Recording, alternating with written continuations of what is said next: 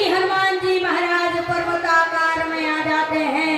और महाराज जैसे ही हनुमान जी पर्वताकार में हुए हैं, सब जय जयकार करने लगते हैं और कहने लगते हैं, अतुलित बलधाम महेम शैलाविदेहम धनुज बल कृशानम ज्ञाननाम प्रगण्यम सकल गुण निधानम वानराणाम धीसम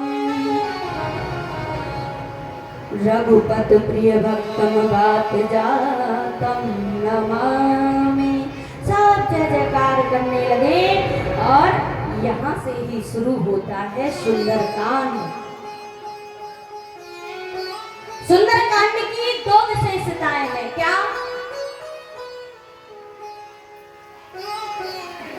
जब सुंदरकांड शुरू होता है तो आपने देखा होगा कि महाराज शुरुआत में सबसे पहले श्लोक, और महाराज रामायण जी में जहां पर भी जो भी कांड शुरू होते हैं तो सबसे पहले श्लोक आते हैं, फिर श्लोक के बाद में दोहा, फिर चौपाई आती है। लेकिन सुंदरकांड में महाराज ऐसा नहीं है। सुंदरकांड में कहां से शुरुआत है?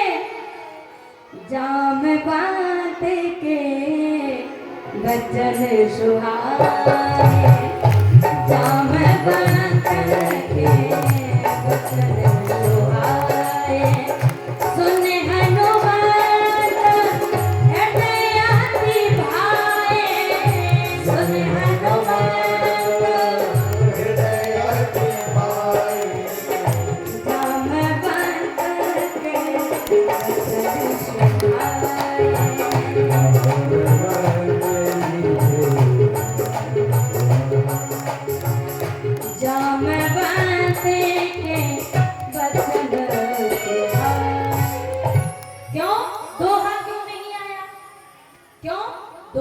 विश्राम का प्रतीक है, लेकिन सुंदरकांड में कहीं विश्राम नाम की चीज ही नहीं है।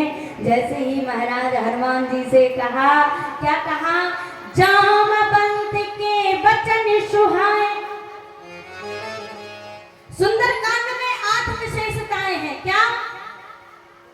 जब सुंदरकांड शुरू हुआ तो सबसे पहली विशेषता क्या है कि हनुमान जी महाराज ने किसकी बात सुनी? किसकी बात सुनी बताओ? जामवंत जी की। जामवंत जी की क्यों सुनी?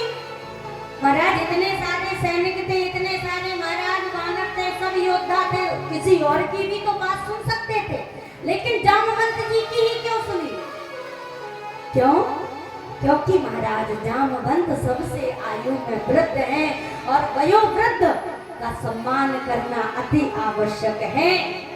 और महाराज याद रखना, रामचरितमानस कहती है, आप जीवन में चाहे कितने भी आगे बढ़ते चले जाओ, लेकिन महाराज अगर आपने किसी वृद्ध का हाथ पकड़ लिया तो आप ऐसे ही अपनी जिंदगी में तरक्की करते चले जाएंगे। आपको किसी और के पकड़ने की जरूरत ही नहीं पड़ेगी। बुजुर्ग का हाथ पकड़ना अति आवश्यक है। क्यों? क्योंकि महाराज जो बुजुर्ग लोग होते हैं उन्हें अपनी जिंदगी का सलीका याद रहता है, सलीका पता रहता है कि हमें अपनी जिंदगी में कहां पर क्या करना है, कहां पर रुकना है, कहां पर थमना है, कहां पर आगे बढ़ना है। इसलिए सबसे पहली विशेषता है कि हनुमान जी महाराज ने जामवंत जी का हाथ पकड़ा। जामवंत के वचन सुहाए, सुन हनुमान हृदय अति भाए। दूसरी विशेषता, जब जीवन में कोई बड़ा कार्य करने जा रहे हो या कोई मान प्रतिष्ठा आपको प्राप्त हो गई हो या फिर महाराज आप जीवन में जीतने वाले हो तो महाराज कभी अभिमान नहीं करना चाहिए, क्योंकि जिसके अंदर अभिमान आ जाता है उसी दिन से उसका पतन होना भी प्रारंभ हो जाता है। इसलिए जीवन में कभी अभिमान नहीं करना चाहिए। जितने भी महाराज वहां पर वानर भालू थे सबको महाराज हनुमान जी ने प्रणाम किया। अगर हनुमान जी महाराज सोचते कि महाराज हम तो सबसे बड़े योद्धा हैं, हम क्यों प्रणाम करें? तो हनुमान जी महाराज ने जितने वहां पर वीर योद्धा थे सभी को प्रणाम किया है। जीवन में महाराज कभी भी अंदर अभिमान नहीं आना चाहिए। और महाराज जीवन में जब महाराज आज्ञा मिली है तो हनुमान जी महाराज ने सारे वानर भालुओं से कहा था कि महाराज मैं जा तो रहा हूं, लेकिन आप अपने जीवन में महाराज कभी भी आप जाकर के महाराज जो आपके अंदर धैर्यता है उसको कभी मत खोना। मैं जा तो रहा हूं, लेकिन महाराज अगर मुझे ज्यादा समय लग जाए तो आप अपनी धैर्यता मत खोना। क्यों? क्योंकि अगर आप अपनी धैर्यता खो देंगे तो महाराज जो प्लान बना हुआ है वो सब नष्ट हो जाएगा। क्यों? क्योंकि महाराज आपको पता है समुद्र के किनारे कुछ खाने पीने को तो मिलता नहीं है। जो वहां के वासी है वो महाराज नाना प्रकार के जीव जंतुओं को खाकर के अपना पेट भरते हैं, लेकिन आप सभी भी इन जंतुओं के साथ में मत मिल जाना। मैं जब तक लौट करके नहीं आता तब तक धैर्यता को धारण रखना महाराज।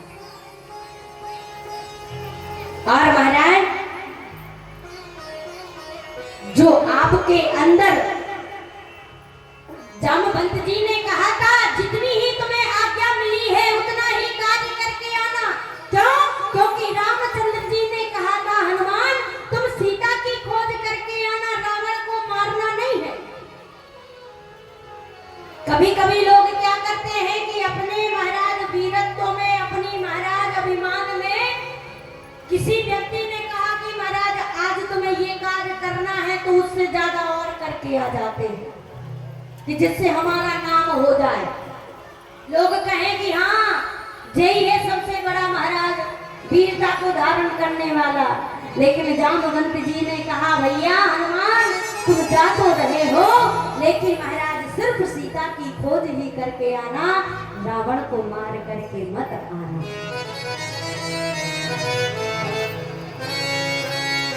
और धैर्य को धारण करना। और महाराज जो तुम्हारी आत्मा है, जब हनुमान जी महाराज आगे बढ़ने लगे हैं तो किसका सुमिरन किया? भगवान श्री रामचंद्र जी का। क्यों?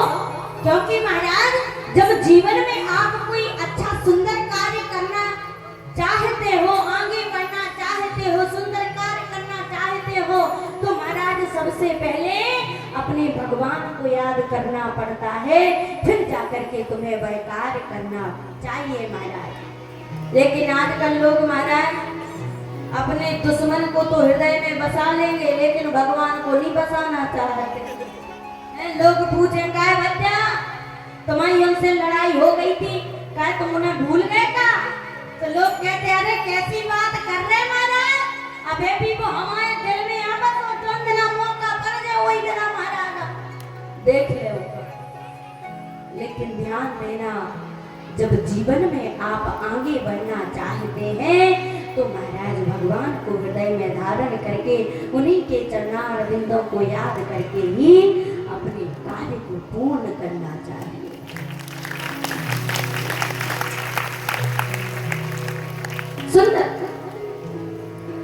सुंदर कांड तुलसीदास जी ने इस कांड का नाम सुंदर कांड ही क्यों रखा? जिस कांड में स्वयं भगवान अवतार लेकर के आए हैं, तो उस कांड को भी सुंदर कांड नहीं कहा। जिस कांड में महाराज नवदा भक्ति की गई उस कांड को भी सुंदर कांड नहीं कहा। जिस कांड में महाराज लंका जल गई उसको भी महाराज, जिस कांड में सीता का दोबारा पता लगाने गए उस कांड को भी महाराज सुंदर कांड नहीं कहा। लेकिन जिस कांड में स्वयं हनुमान जी महाराज सीता की खोज करने के लिए निकले हैं उस कांड को ही सुंदर कांड क्यों कहा? क्योंकि महाराज हनुमान जी महाराज महाराज ने जाकर के गोस्वामी तुलसीदास जी कहते हैं, भैया हनुमान जी महाराज जब राम जी के सेवक हैं और ऐसा राम भक्त जिसने महाराज हनुमान जी के लिए अपना पूरा जीवन समर्पित कर दिया है, जो राम जी के लिए महाराज 24 घंटे आठों याम खड़ा रहता है, ऐसे उस वीर योद्धा वीर महाराज पुरुष के लिए ही सुंदरकांड बनाया जाता है और किसी के लिए बनाना महाराज सुंदर नहीं है, इसलिए सुंदरकांड राम रखा गया। अच्छा, इस संसार सागर में आपने देखा होगा भारत खंड में कि जितने रामचंद्र जी के मंदिर तो है ही है, लेकिन रामचंद्र से भी ज्यादा सबसे ज्यादा मंदिर किसके हैं? हनुमान जी महाराज के हैं कि नहीं? आप किसी भी गांव में चले जाओ, किसी भी महाराज शहर में चले जाओ, सबसे ज्यादा हनुमान जी के ही मंदिर मिलते हैं। क्यों? क्योंकि हनुमान जी महाराज ने अपने जीवन को न्यौछावर भगवान श्री रामचंद्र जी के लिए किया है और महाराज उन्होंने कभी भी इस बात का अभिमान भी नहीं किया। इसलिए महाराज जो सेवक है उसका महाराज सभी उसकी प्रशंसा करते हैं और सभी उसका नाम सुमरन करते हैं, क्योंकि हनुमान जी महाराज ही ऐसे हैं जो भूत प्रेतों को भी भगा दिया करते हैं, जो नाना प्रकार की महाराज सिद्धियां हैं वो सब हनुमान जी महाराज ही दे दिया करते हैं। ऐसे है श्री हनुमान जी महाराज सुंदर। हनुमान जी महाराज कहते हैं, हुई है काज मोहे हरा से विसेखी, यह कहे नाम सबन कर माथा। जब मैं स्वयं भगवान श्री रामचंद्र जी का कार्य करके पूरा आऊंगा तभी महाराज मेरे हृदय को महाराज सुख मिलेगा, आनंद मिलेगा। और इतना कह करके हनुमान जी महाराज छलांग लगाते, सबको प्रणाम करके आगे बढ़ने लग जाते हैं और महाराज चले हरस ही है धर रघुनाथ, चले हरस ही है जय गिरि चरण जय हनुमंता,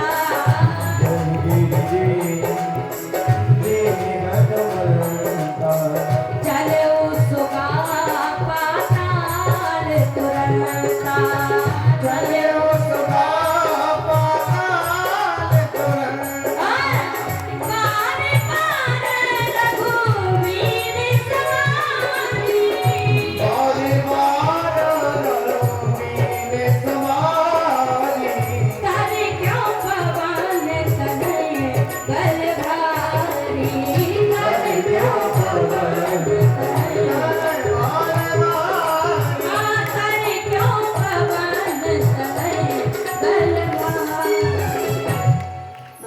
सुंदर। हनुमान जी महाराज जैसे ही आगे बढ़े, जितने भी पहाड़ पर्वत आगे बढ़ते चले आ रहे हैं और हनुमान जी महाराज जैसे ही अपने पद का प्रहार करते हैं वो सारे पर्वत महाराज पाताल में चले जाते हैं। क्यों? क्योंकि हनुमान जी महाराज कहते हैं कि मुझे भगवान के काज में कोई विलंब नहीं चाहिए और कोई भी अगर भगवान के कार्य में रुकावट बनने की कोशिश करेगा उसे मैं महाराज चूर चूर कर दूंगा। और ऐसा कह करके हनुमान जी महाराज आगे बढ़ते चले जाते हैं। हनुमान जी महाराज जैसे ही आगे बढ़े तो महाराज मैदान पर्वत आ गया। समुद्र ने कहा कि जाओ थोड़ा हनुमान जी विश्राम कर ले, मैदान पर्वत आ गया। प्रभु आप अगर यहाँ पर थोड़ा विश्राम कर ले तो थोड़ी थकावट दूर हो जाएगी। तो हनुमान जी महाराज कहते हैं, भैया राम काज कीने बिना मोहि कहा विश्राम। आप आए हैं, हम आपका अभिनंदन करते हैं, लेकिन जब तक मैं भगवान का काम पूरा करके नहीं आऊंगा तब तक मैं यहाँ पर नहीं डूब सकता। जैसे ही कहा, अब तो हनुमान जी महाराज नाना प्रकार की महाराज जो राक्षस आए हैं, राक्षसी आए हैं, सभी को मारते हुए सुंदर हनुमान जी महाराज लंकापुरी में पहुंच गए हैं। और जैसे ही लंकापुरी में पहुंचे हैं तो महाराज कहीं पर भी भक्ति का तो महाराज एक कण भी प्राप्त ना हुआ, एक क्षण भी प्राप्त ना हुआ। तो हनुमान जी महाराज ने कहा, जहाँ पर महाराज भक्ति महारानी नहीं है, ऐसी लंका में आग लगाने की ही जरूरत है? जहाँ पर भक्ति ही नहीं है तो क्या होता है सोने की लंका का? तो आग ही लगा देनी चाहिए महाराज। सब जगह जाकर के हनुमान जी महाराज ढूंढते हैं। गया हूँ दशानन मंदिर मां, गया हूँ दशानन मंदिर माही, अति विचित्र कहता है सुना, अति विचित्र कहता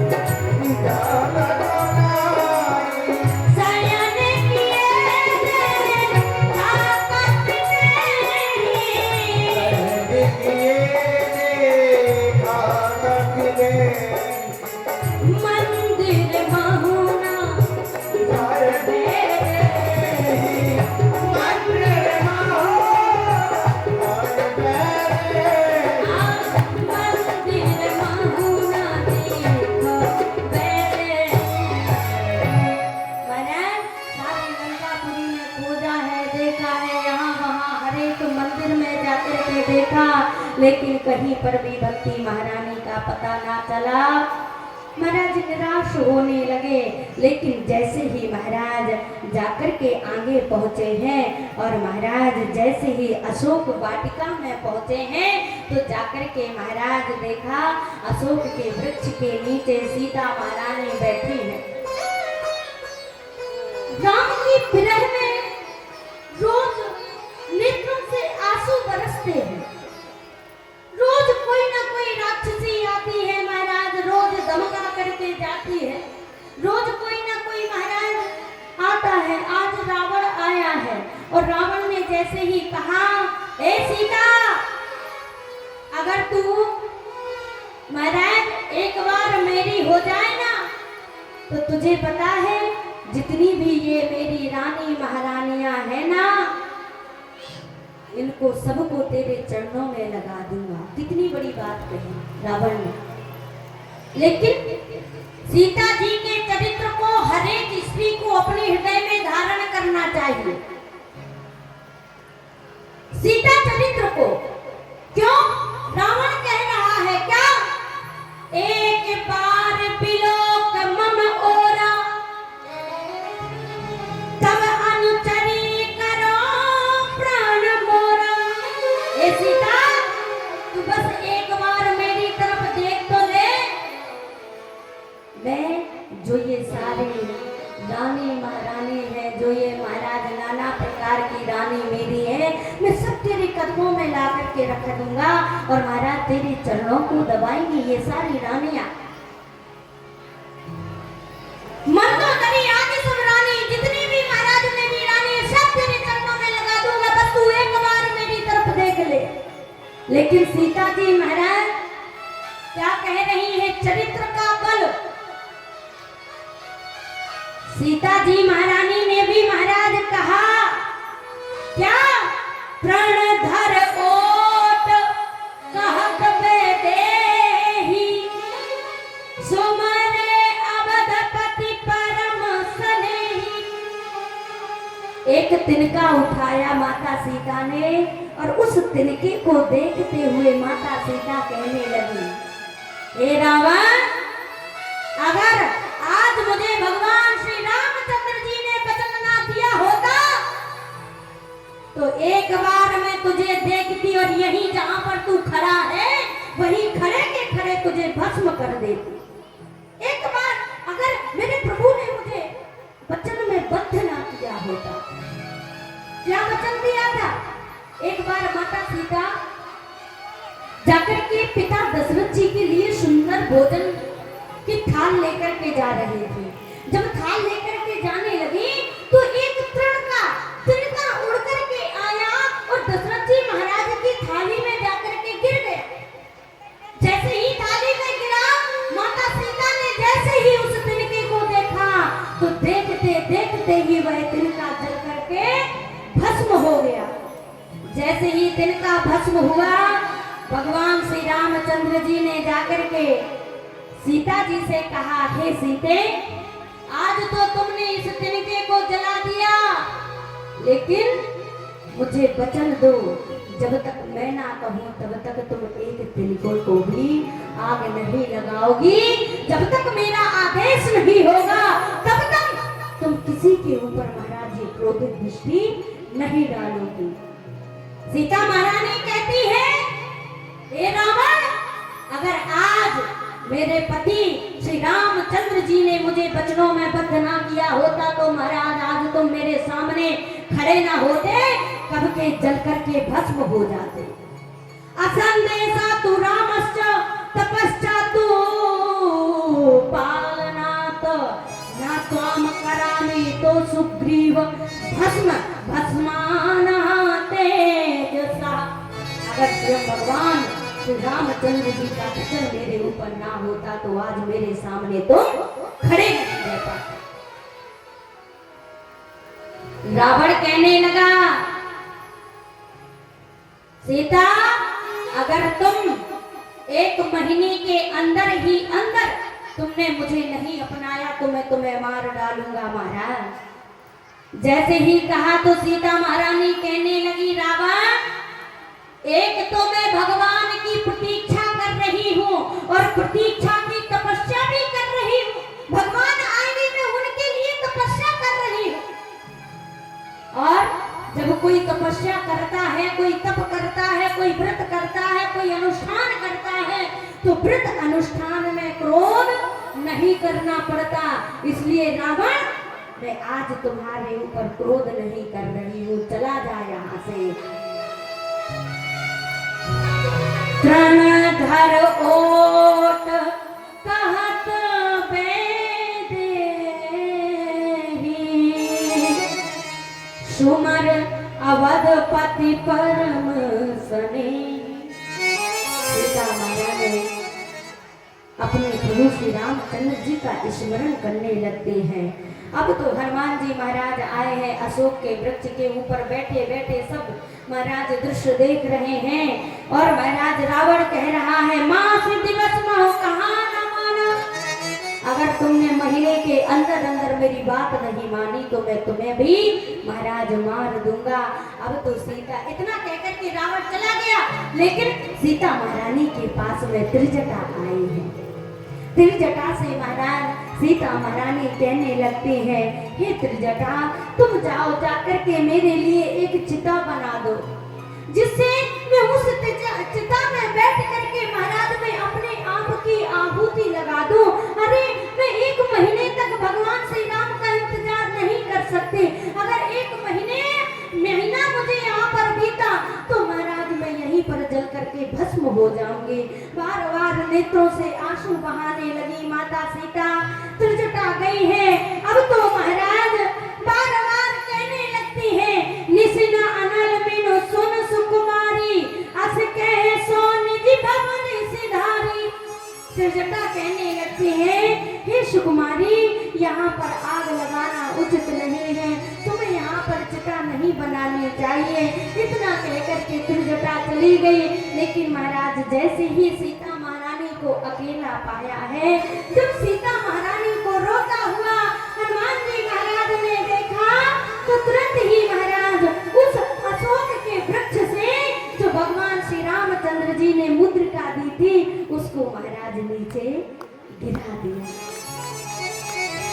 जैसे ही नीचे गिराया है, अब तो माता सीता ने देखा, अरे